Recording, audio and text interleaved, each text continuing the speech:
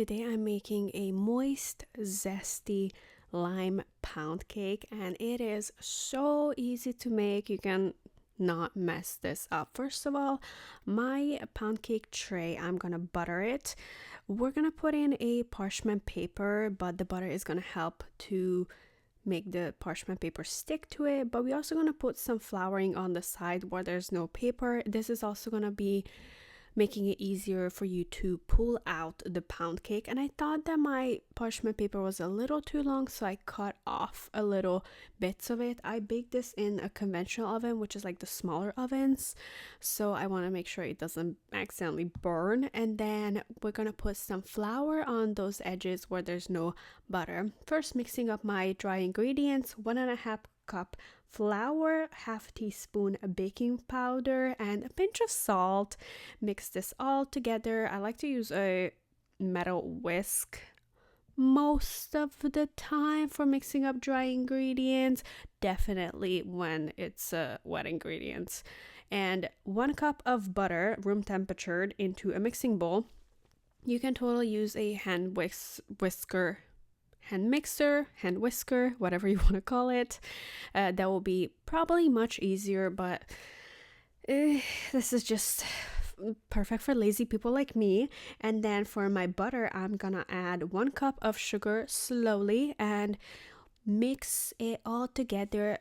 The reason why I said that with hand whisk, it's easier because with it you don't have to stop and scrape every minute and a half, because it does get sticked to the bottom, which is fine, but this just takes a little extra work. But at least I don't have to work my arm. I'm whisking this until it's all combined, still stopping and scraping on the bottom. And then I'm gonna get 4 eggs ready. Normally I would crack 1 at a time and smell it, but I just got a fresh batch of eggs, so it has to be all fresh. And we're gonna be adding it to our butter 1 at a time.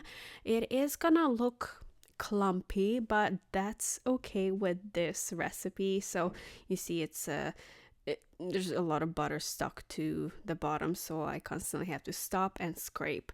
With the hand mixer, you don't have to do that, so that's nice. But adding 1 egg at a time, and we're pretty much done. I have half lime and I'm squeezing the juices in it. Into this I'm also adding half cup of sour cream, and I also added 1 tablespoon of vanilla extract. I don't know where it went on the video, but anyways, vanilla extract. And then adding in my dry ingredients, and here's the key: we're gonna whip it just for a little bit, just until it's combined for the most part. We don't want to overbeat it because the gluten will start forming. We want a crumbly, but still like stuck together, but a little bit still crumbly, like pound cake. So not bread, but like a pound cake that you can pull apart. It's just so nice. And for the rest, I'm just folding in with hand so that gluten doesn't form so well, because the more you whisk or whip or mess around with it, the faster the gluten is gonna create. So we don't want that. Preheating my oven to 350. I'm probably gonna bake it for 40 minutes to an hour. Oops, I'll clean that up, not to worry. No one's perfect. It doesn't have to be perfect. You can mess up a little here and there. It's okay, as long as the recipe is good and it works. For the oven, everyone has a different oven. Some ovens are stronger, newer. Some ovens are older. So with older, weaker ovens, you might need 8 or 10 minutes extra on your baking to check if it's ready. My go-to method is sticking a toothpick into it, just in the middle, deep in the middle. If you pull it out and it's dry, then it is dry and cooked on the inside. Look how beautiful it is. And I love that crack. And I did not even put butter in the middle, because usually for pound cakes, if you want a crack in the middle, you can put little slices of butter on the middle, but I didn't, and it's still cracked. Nice. Now for the hard part, we have to let it cool completely, which could take another hour. For my frosting, I got half cup of powdered sugar, and from my other half of the lime, I'm putting in some juice. For this, you really have to eyeball it and see how it works out. Some people like their frosting to be very runny and very thin. For this pound cake, I'm going for a thicker frosting. So you can see it wasn't enough juice, but then I added too much juice. So I had to add more what is this? More powdered sugar. Yes, powdered sugar. It's the same as cookie frostings, but with cookie frostings, it will be a lot more thicker so it doesn't run. And that is a perfect consistency that I want. Super easy to make.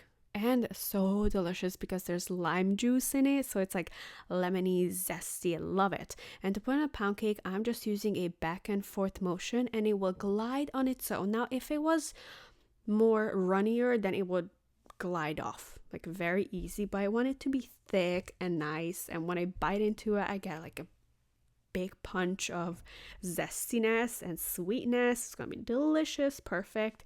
And if you see some spots where it needs more, just add it in on that one spot and it will glide off on its own.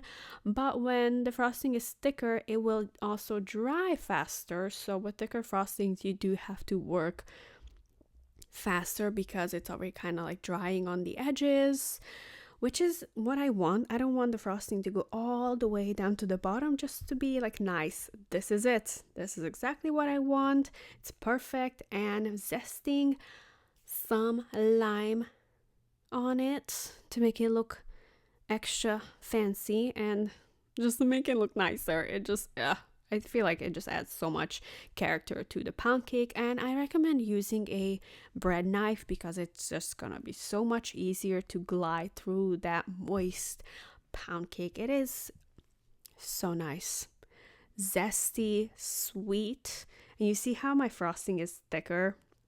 I kind of do wish it was a little bit more thicker on the middle, but it's okay. I still love it. It came out really good.